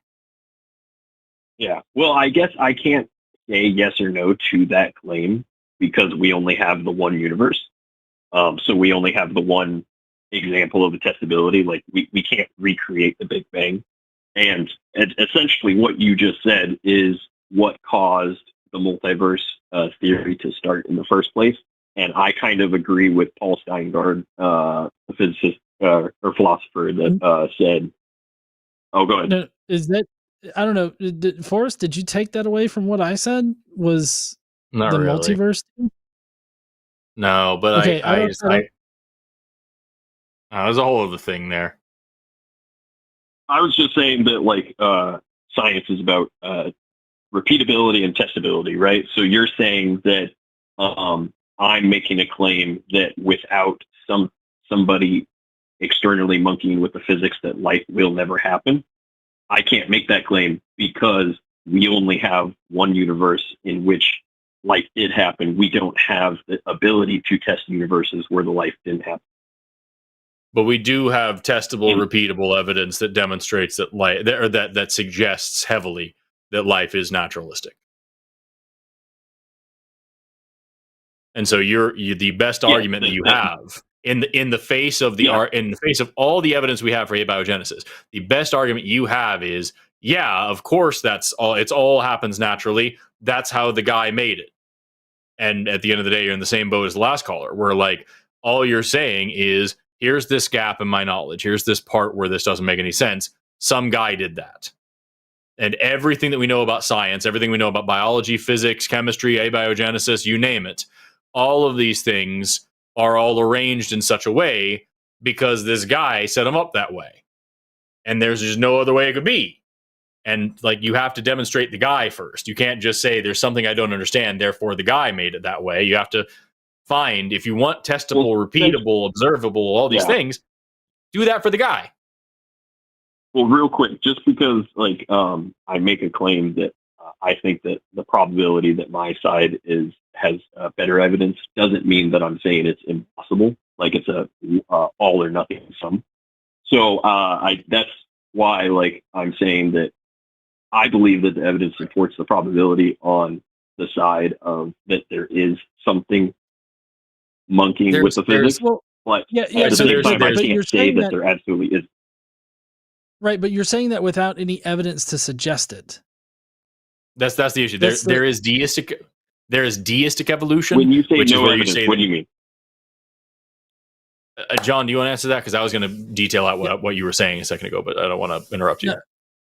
Well, no, I mean, by no evidence, I mean, like we have massive amounts of evidence for life being able to develop naturally. And like Forrest said, we have experiments that heavily lean in that direction. So unless, I guess in my view, unless you're saying that there's a absolute 0% likelihood that life could develop, the only other option for you is that God did it. And I'm just saying that we actually don't have any evidence that suggests that. All evidence that we have suggests natural development of life.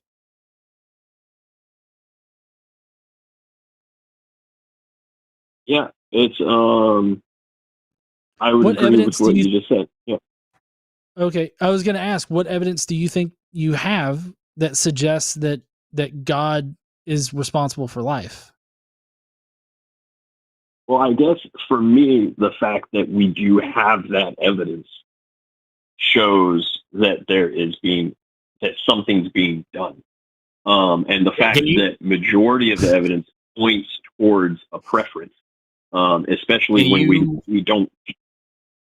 I'm sorry. I just can you please note that's such a wild claim.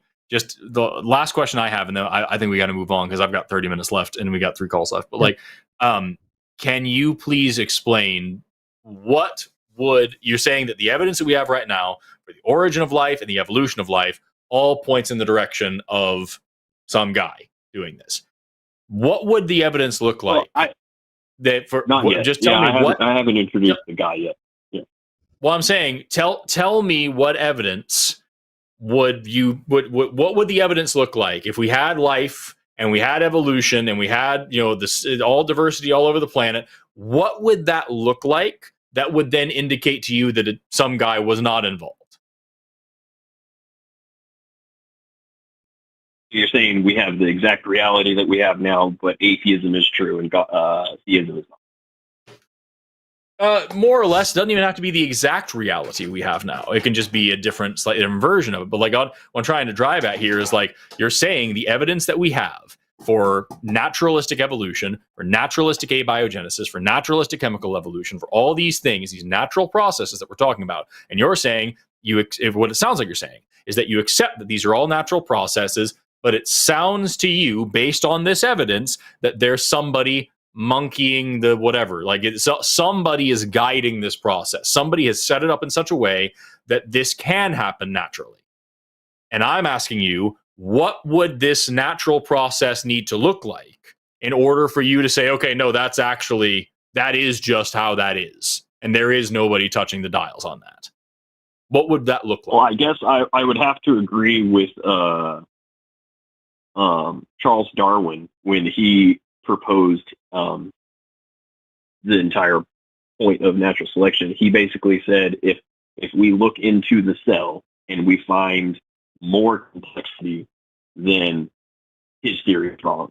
because it can't get more complex. It has to get simpler in order for the processes to follow what he was proposing. Now, evolutionary science definitely has expanded beyond that. We no longer accept Darwin's fail state, but it's the more we look into it, the more we see very fine-tuned. So why would you bring it up? If you're going to say, I accept this fail state that Darwin said, I know that modern science has moved beyond that and doesn't accept it anymore, though. Why would you bring it up then? Oh, because I'm just trying to be honest about the history of science.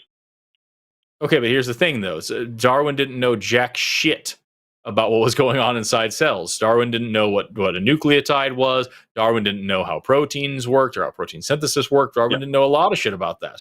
And it actually, as someone who does study this shit, it makes more sense that this is very complex on these lower levels than if it wasn't. Yeah. Well, I guess the reason I brought it up was because the more we look into things, the more the randomness goes away and purpose keeps showing up in everything that's selected. Almost as.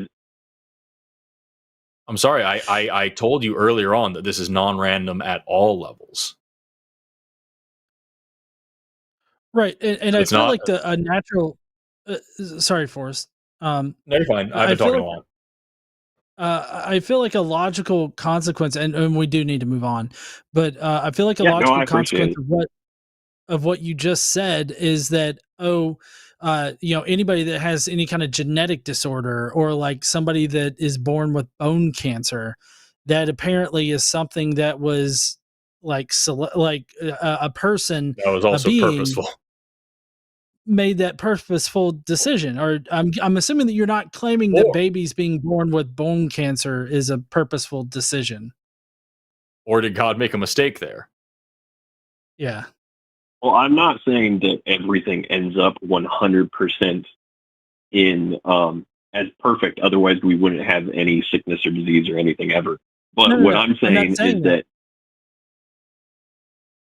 No, I'm not saying that. What the claim that you made was that, as we look into these things, everything looks purposeful.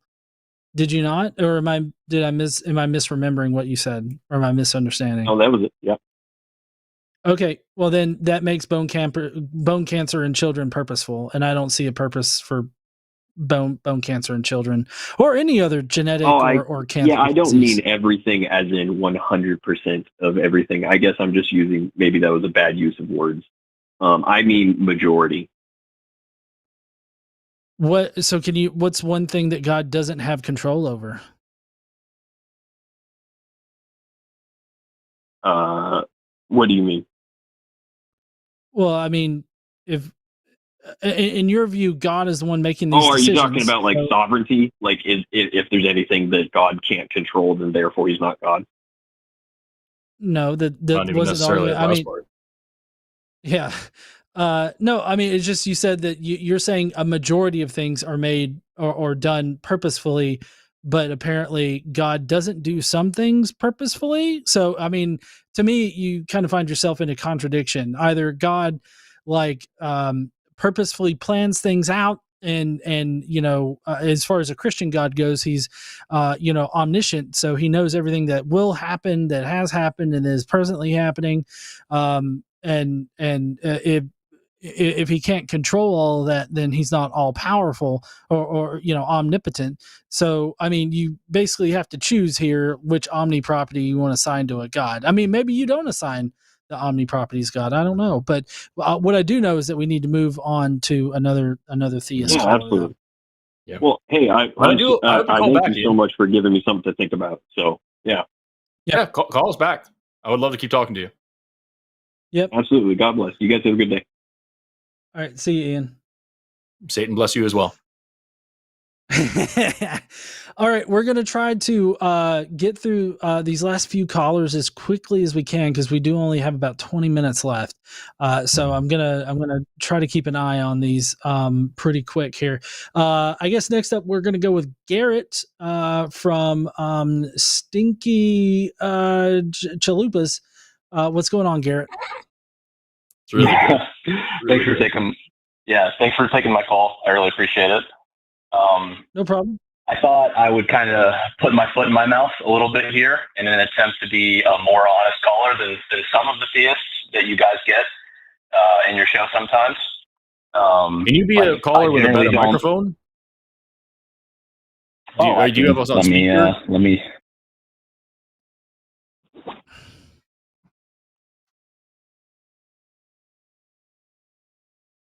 All right, is this better?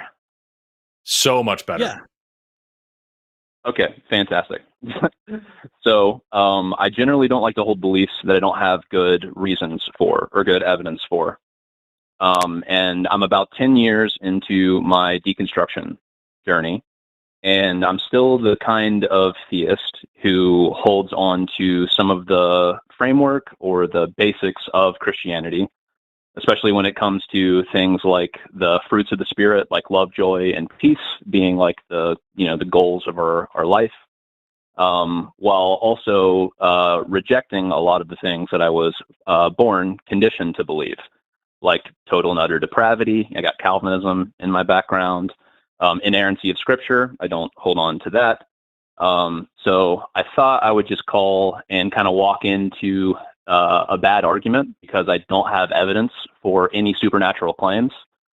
And I think I'm trying to have a conversation about looking at the cognitive dissonance that I have at this point in my life, still holding Christianity as a valid thing in my life, while understanding that I don't have good evidence and I have a lot of issues with what the Bible says. Okay. What's one thing that the Bible says that you are holding on to? Like I know that you said like the fruits of the spirit and whatnot, but I guess I don't understand why those things are considered the fruits of the spirit. Yeah, I mean, I think I hold on to those as like the general message of the Bible, being that like in the example of Jesus, nothing supernatural happened in his life until he received the dove of the Holy Spirit when he was baptized. And then from that point on, allegedly, according to the allegory of the story, at least, everywhere he went, signs and wonders followed. What I take that to mean in the present is that if we participate in the multiplication of love, joy, and peace, those spiritual values, then we're changing the energy around the atmosphere of the world that we're living in. And when there's more love, when there's more joy, when there's more peace, there's more healing. Right. Well, I guess I don't see how Jesus has to factor into that. Like, why does Jesus have to be in there? Like, why can't you just hold to those ideals, like, or become secular humanist, which I would argue has similar ideals attached to it. Why that would be the question that I would ask myself in your position is, why is Jesus or Christianity necessary in this particular aspect? Why can't I just value these things myself? Yeah, well, that's a great question. I essentially identify myself as a combination of secular humanism and Christianity. And I understand that that's directly cognitive dissonance there, but I have the same values of present day secular humanism with the bias of the fruits of the spirit being my like guiding premise. So I try to be a combination of rational and spiritual in that way. Well, I mean, sorry, I don't mean to dominate this one there, Forrest. By all means. It kind of feels like to me that you've already sort of created your own like God in this particular sense, this your own sort of version of God, and you're just already adhering to the things that you are predisposition to value. So I guess my what happened to me as far as my deconstruction goes is that I just had to simply admit that there was no need to affix God to it, to affix Jesus or anything like that to it, because it's perfectly fine for me to just hold those values myself. I don't need some, magical mage or cosmic wizard in order to do it. Like it literally can just be, these are aspects that are important to me. These are the things that I'm going to embody. These are the kind of things that I want for my life. Like, I think, I mean, that's how I would go about it, because that's how I did go about it. Yeah, so I think I am living in line with what you're describing. Like, I try to essentially let my interpretive definition of Christianity, this might be where I'm creating my own thing, be about just holding to the fruits of the Spirit principles, and not being obsessed with the legalism or the literalism of Christianity, whether it's a allegorical story, some amount literal, or whatever. But yeah, I ask myself the question regularly, like, why is it so hard to take the next step in deconstruction? Because if the premise is that I don't want to hold beliefs that I don't have good evidence for, and I don't have good literal evidence or belief in a God, then why am I still holding on to that? And I would guess psychologically it's because of the bias of the indoctrination that I was programmed into. But it still feels relevant to me. I mean, I know for me, it was social pressure. I mean, having grown up in the deep South, and everybody that I knew believed in God. I was taught to believe in God. And so like the hardest hurdle for me to cross was admitting that I no longer believed and that I, was an atheist. As soon as I did that, like, admitted that I didn't believe anymore, I mean, things got a whole lot easier as far as like my worldview goes. I'm not saying that like it got easier, in the ways that a lot of apologists like to paint atheists, like, oh, you just want to sin, so it made it easier not to believe in God. Kind of thing. I mean that it got easier because I wasn't suffering from that cognitive dissonance anymore. Like I had resolved it by updating my worldview to more accurately represent reality. Is the way I came to it. I don't know. Forrest, do you have any thoughts so far? You have more experience in this field than I do, as someone who actually deconstructed from this particular kind of thing. So I'm leaving it entirely up to you. Okay, that's cool. Well, you kind of you even brought me into another thing by talking about genetic disease in the last call, and if there's purpose behind everything. Because I'm actually a really rare case that was born with two different genetically inherited diseases. So that's another thing that in my life I've had to come to grips and come to terms with, is knowing that I'm 37 years old, and I have a terminal case of a combination of genetic inheritances that is definitely going to cut my lifespan short. And so I've tried to figure out, like, given the upbringing that I had, and I have left that world, like I'm not in church, I've completely left evangelical everything. But I would still say that my life is about pursuing the values of the fruits of the Spirit. And so I guess what I'm hearing you guys say, and correct me if I'm wrong, is that I found a way to take those values and remove myself from the umbrella, yet still consider the term to be relevant in my life, even though that's not exactly consistent with the worldview of biblical Christianity. Is that accurate? I guess so.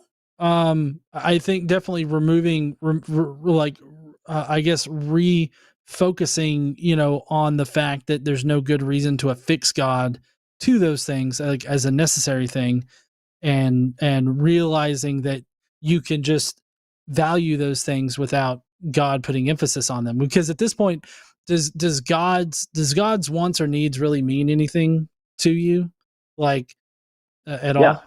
I mean, I would say yes. That God's wants and needs do. So then what I would ask is, how do you know what God's wants and needs are?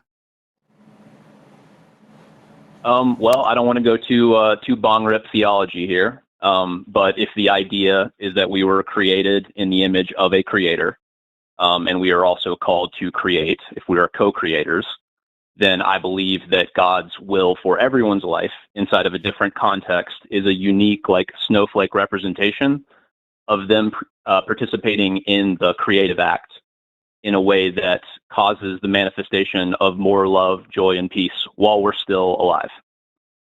That if's doing a hell of a lot of heavy lifting for you. Mm-hmm. Okay.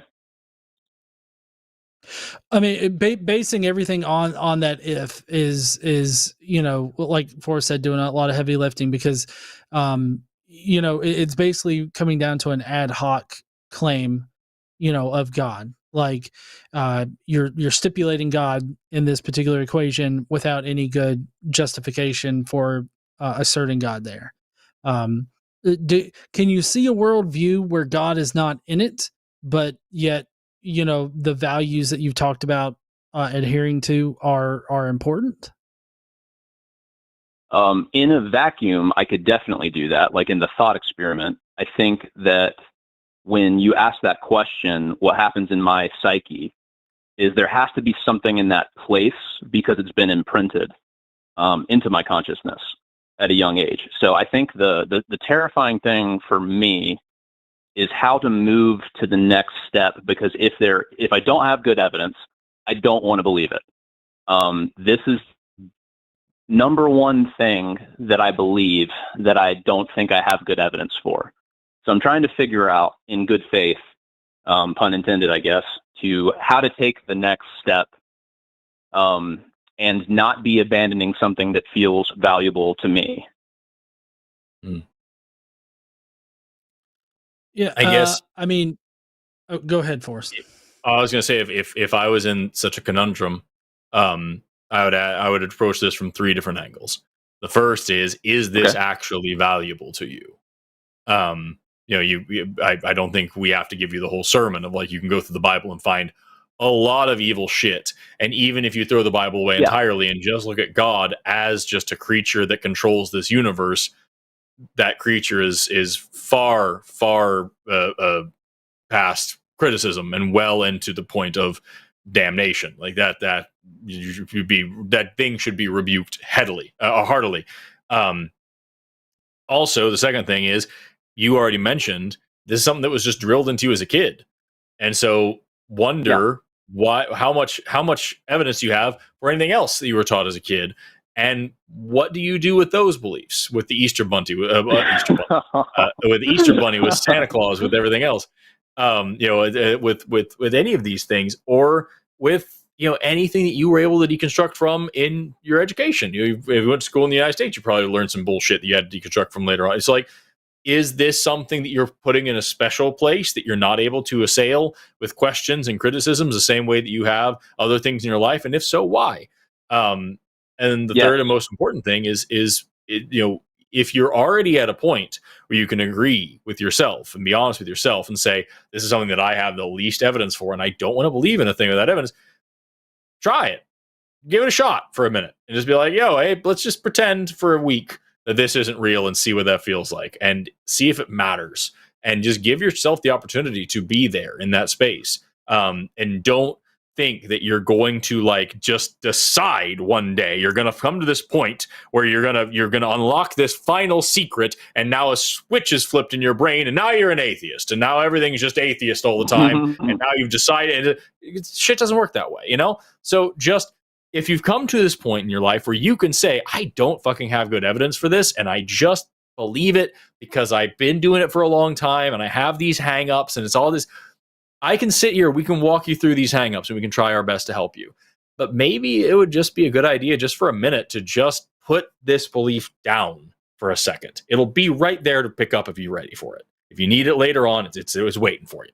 But just put it down for just a second and see if there's any difference at all. And if that difference is good, if it's present, or if maybe you've been just fine without this God this whole time and you can continue being just fine and you didn't even realize how much you didn't need this crutch.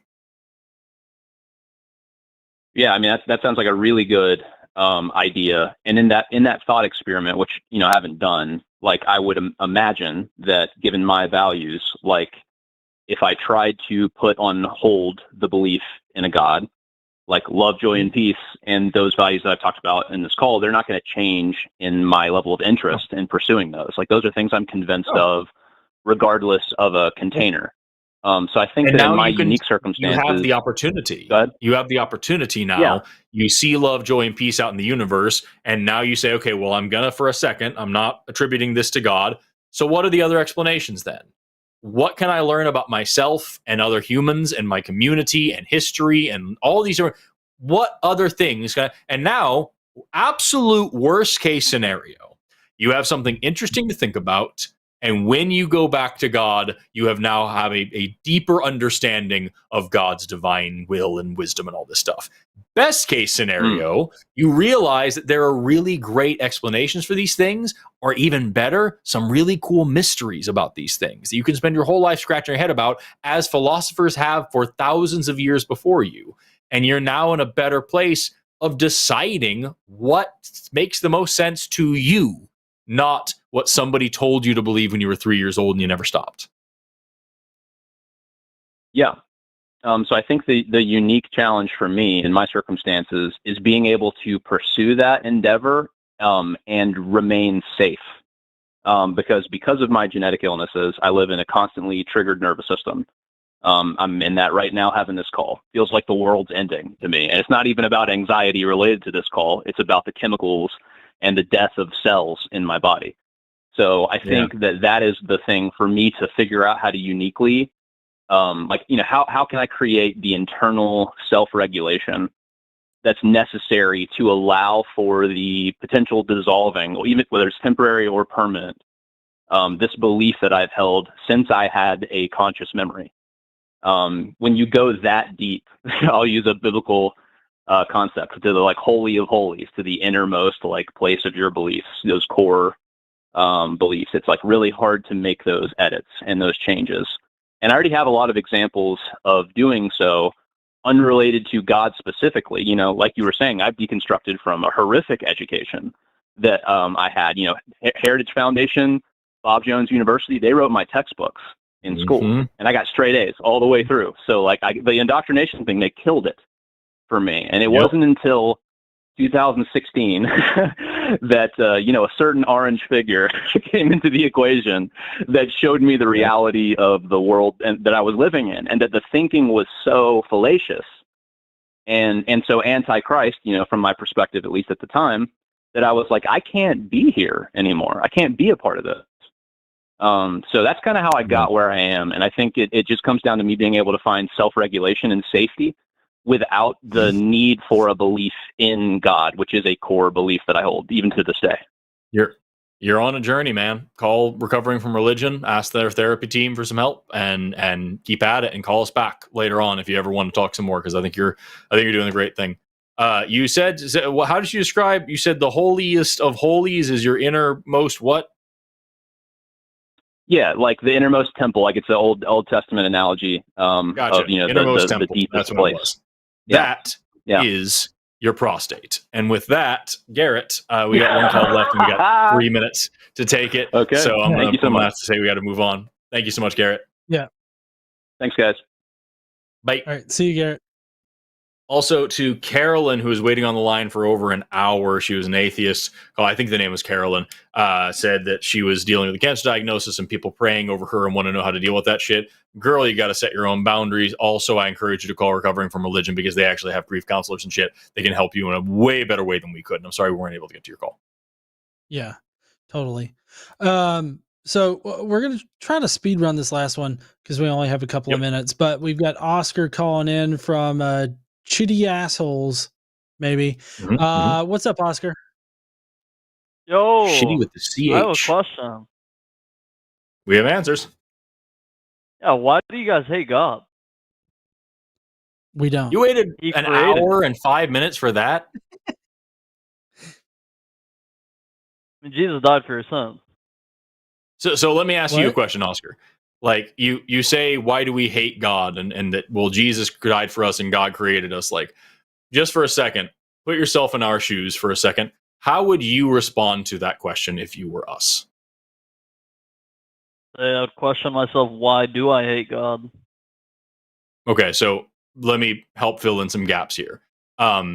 What's your favorite fantasy movie or TV show or something? Does book count? Sure. The Quran. That's fantasy. Okay.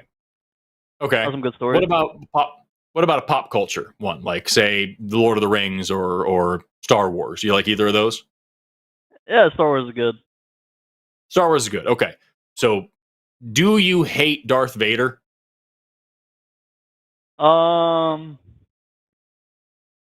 Like actually hate? No, because he doesn't exist. Right. There you go. So now, again, I'm going to ask you the same question. Put yourself in our shoes. Here we are, John and I. We don't believe in God. We don't believe in Jesus. We don't believe in the Bible. We don't believe in this. So, how do you think we would respond to this question? Why do you hate God?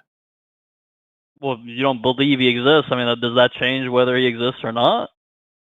Is that we don't believe he exists, so we don't hate him. We just don't like the idea of it. We don't have any reason to believe it exists. We don't have any Well, you reason know to that worship God it if it exists, you're does just exist. expressing truth.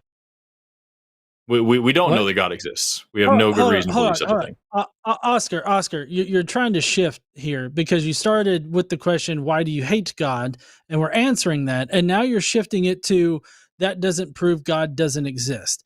What question do you I mean, want he to exists ask? either way, whether you believe him or not. Do you want, no, Oscar, do you want to ask us why we hate God, or do you want to ask us why we don't believe he exists? Yeah, I'll stick with the first question. Why do you hate God?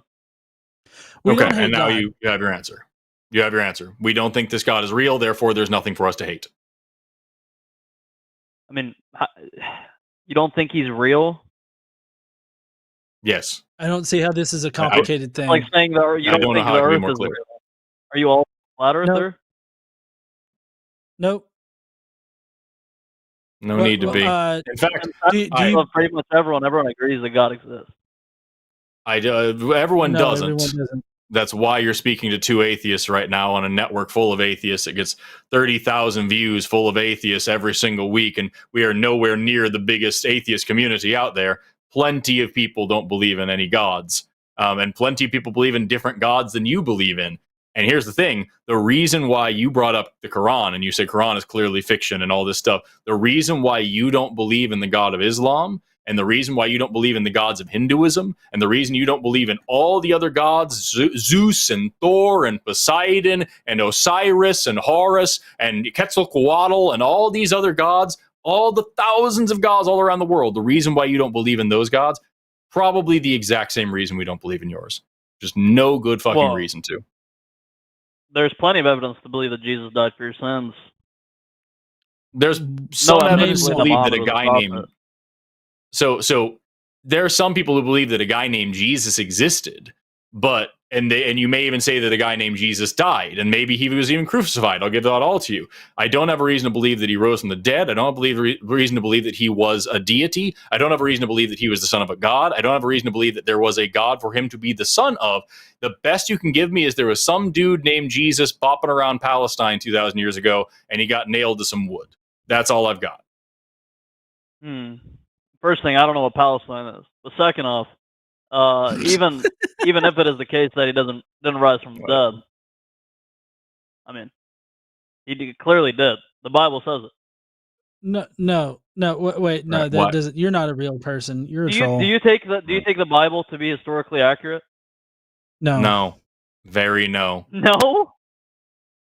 No. Can you give me an Because example I've of read the something that damn isn't historically accurate? That's not a supernatural claim.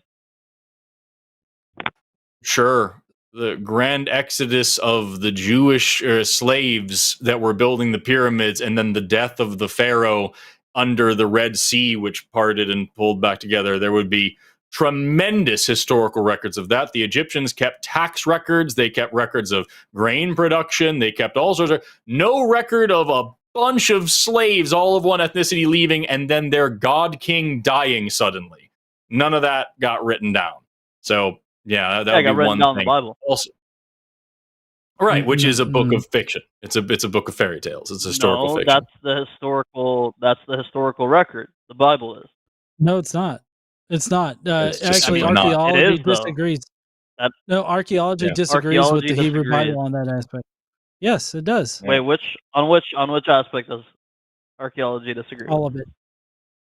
All of Yeah, it. All of it? there may be, like, here's the thing, man. There may be a couple of things about in the Bible, a couple of true things, a couple of true places, a couple of true people, maybe even a couple of true events, but certainly not all of it. In fact, I would say the vast majority of it is not true. And here's the thing. I can point you to a book called Abraham Lincoln Vampire Hunter, which is all about Abraham Lincoln hunting vampires. And it has tons of true information about Abraham Lincoln, talks about his wife, talks about his child, talks about where he lived, where he grew up, how he was a president, talks about all sorts of things that we can all agree are true. It also talks about him hunting vampires. So if I have a book like the Bible, even if you can point to some things in it that are true, which I don't think there are very many of, if at all, that doesn't tell me jack shit about whether or not a God is real, whether or not Jesus is real, whether or not there are miracles, whether or not there was a great flood, whether or not any of these other things. Those are all independent claims that need their own independent evidence. And you don't have any of that. Well, first off, Jesus 100% exists. Everyone knows that. What I encourage you to do, Oscar, is actually try, just for a second, it's already 5 minutes over time, and I've been saying for a long time that I got to get the fuck out of here. But what I would encourage you to do, assuming you're a real caller, because I'll be honest with you, I'm not convinced, but assuming you're serious, what I would encourage you to do is just take 5 minutes to just think, if I didn't believe in God, how would I answer this question? And just put yourself in that headspace for a second and have a discussion with yourself. If there is no such thing as God, then what would I make of the Bible? If there is no such thing as God, why would I care about sin? If there is no such thing as a God, then what do I think about Jesus? And when you're able to do that, because I can do that, I don't believe in your God, but I'm able to think. Christians would probably think X, Y, Z, right? If you can do that, call me back next week. I'll be hosting the same show at 7 o'clock Sunday, the Sunday show after dark next week. Call me back and try again. Because so Jesus far, loves you. Repent for your sins. Thank you. Yeah, I think that's a gross thing to say. And if you put yourself in my headspace, you might actually understand why what you just said is so fucking disgusting. But it's going to take some effort on your part. So put in that effort, and then maybe you can call me back. Yeah, that was a really shitty thing putting it in right there at the very end. But I will say that I'm on tomorrow night on Skeptalk. I've got Chad Hastings that's going to be coming on. Harris, sorry. I don't know why I keep saying Hastings. Chad Harris. He's from the Hastings Shiny Happy Harris. People document. Yeah, I know. But I'll be on tomorrow night if he wants to call in, because I don't believe Jesus existed as a historical figure. So we can definitely have an argument about that. But anyways, I know Forrest has got to get out of here. I need to get out of here too. And everything. And we'll see everybody later. I was gonna read a thing, but I don't have time anymore because it's really fucking long. But a dude left just a fucking tome of comments on my channel recently, and it's funny as shit. So I'm gonna do that next time I'm on. Because I invited him to call in, he didn't fucking call in, even though he told me he was gonna call in today and prove that I was a science hack. So I guess you didn't make it, James. But I'll be reading that next week, so stay tuned for that.